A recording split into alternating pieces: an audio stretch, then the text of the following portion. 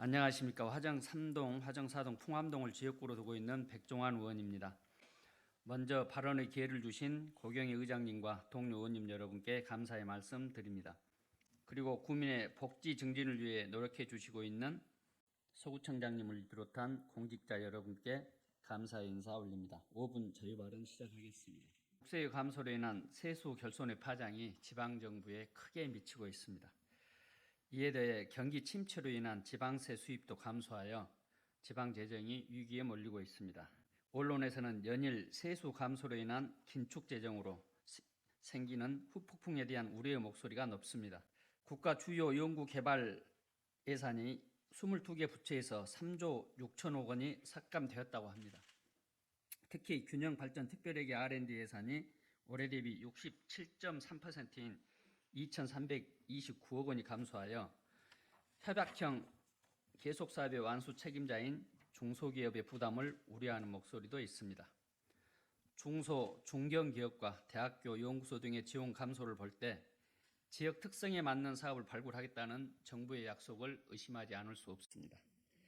또한 청년 취업 지원과 고용 관련 예산은 올해 1조 5천억 원에서 1조 1천억 원으로 예산의 27%가 축소되었습니다. 특히 2020년과 2021년에 1조 원을 유지하던 청년 추가 고용 장려금은 2022년 예산에서 5,428억 원으로 반토막이 난 후 올해 8,890억 원으로 올랐으나 다시 6,490억 원으로 줄어들었습니다. 청년은 국가의 미래이기에 청년의 일자리 창출은 국가의 기반을 튼튼히 하기 위한 필수적인 요소입니다.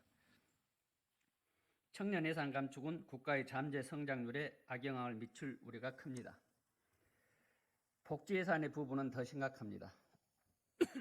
특히 공공돌봄의 주축으로 자리 잡고 있는 사회서비스원 예산의 삭감으로 각종 공공돌봄 사업의 민관 위탁이 우려되고 있는 상황입니다. 정부는 사회서비스원이 지방자치단체의 관할이라면서 사회서비스원의 인건비, 운영비 지원액 전액을 삭감하였습니다. 사회서비스원은 영유아 돌봄, 긴급돌봄, 노인 장기요양 등 시민에게 제공되는 사회서비스 관련 체계 개선으로 복지의 공공성을 강화하고 국가와 지방자치단체의 책임성을 높이기 위해 설립되었습니다. 하지만 이번 지원액 삭감으로 인해 돌봄 노동자들은 공공돌봄 사업의 민간 위탁의 가능성을 우려하고 있습니다. 이는 국가의 공공돌봄 영역의 축소로 인해 복지 사각지대가 커질 것이 자명하다고 할 것입니다.